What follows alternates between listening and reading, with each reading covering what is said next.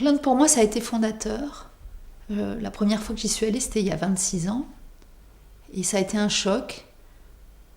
C'est là que j'ai réalisé finalement ce qui me donnerait le fil rouge de tout mon travail par la suite. C'est le fait qu'en Inde, tout se mélange, tout se superpose, tout fonctionne ensemble.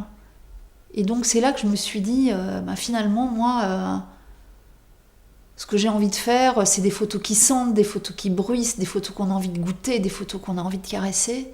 Et c'est l'Inde qui m'a donné cette idée parce qu'en Inde, tout est comme ça.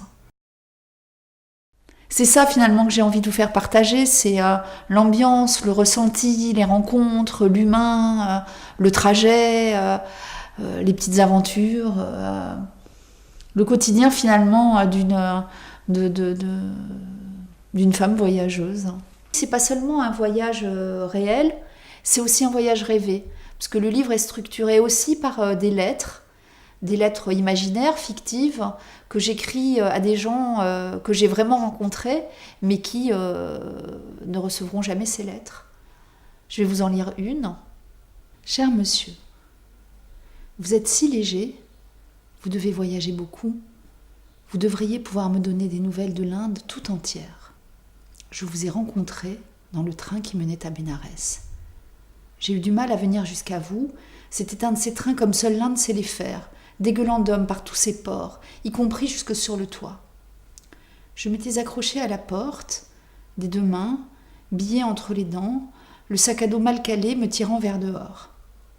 Je craignais que mes maigres biceps ne tiennent pas, et m'étais dit que si je tombais, ce serait lentement, et que le sac à dos amortirait la chute. Mais l'Inde s'est compressé l'air et les chairs, et je m'étais retrouvée, quelques longues minutes plus tard, à l'intérieur du wagon de 3e classe, sur un pied comme un flamant rose, et sans possibilité d'en changer. Vous étiez assis à mes pieds, les genoux sous le menton, en dhoti blanc et cheveux blancs et barbe blanche. Je me disais que ce serait chaud pour ne pas vous tomber dessus, lors de l'un des arrêts du train dans les heures qui allaient suivre. Vous aviez l'air las et serein. Les passagers du train vous donnaient parfois un peu d'eau, que vous buviez avec parcimonie, un peu comme un petit passereau. Vous ne parliez pas anglais.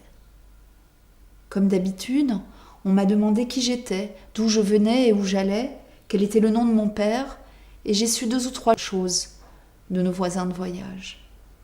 Et le vieux monsieur, demandai-je. Vous aviez de la chance, me répondit-on. Vous vous rendiez à Bénarès pour y mourir. Mon livre, il est fait pour ouvrir l'imaginaire des gens qui le regardent. Il est fait pour faire rêver les gens, les prendre par la main et les amener à rêver plus loin. Par exemple, dans cette photo au Bangladesh, c'est une photo un petit peu énigmatique. C'est une cage, donc la cage est ouverte, elle est vide. On ne sait pas pourquoi, on ne sait pas s'il y a eu un oiseau un jour dedans qui a pris son envol, comme nous quand on voyage et qu'on se libère de la cage. Peut-être qu'il n'y a jamais eu d'oiseau dedans, peut-être qu'elle a servi à ranger des petits gâteaux, je ne sais pas. Mais en tout cas, elle est là et elle est là de façon énigmatique, dans un univers un peu bleu, un peu doux, un peu ouaté. Et puis moi, je l'ai associée à une autre image qui, a priori, ne fait pas sens par rapport à cette première image, puisque c'est un bus. Et on part en voyage. Quand on prend ce bus, on part en voyage comme si on était l'oiseau qui s'était libéré de la cage, peut-être. En tout cas, au départ, quand j'ai fait cette association, moi, je l'ai faite d'une façon spontanée parce que ces lignes graphiques me paraissaient bien se répondre. Et puis j'ai réalisé que ça pouvait faire penser à plein de choses. Moi, ça me faisait penser à plein de choses.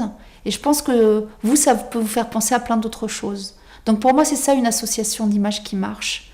Et mon livre, il est aussi important pour ça, pour vous aider à rêver, à inventer des images, à inventer des histoires que moi, je n'ai pas vécues, à vous inventer des émotions que moi, je n'ai pas eues, mais qui sont des vraies émotions et des vraies histoires. Finalement, au fond, pour moi, le plus important dans cet ouvrage, c'est de montrer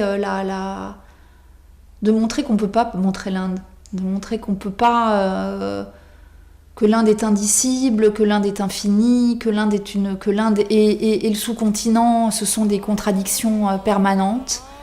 Donc voilà, c'est de vous faire partager ça.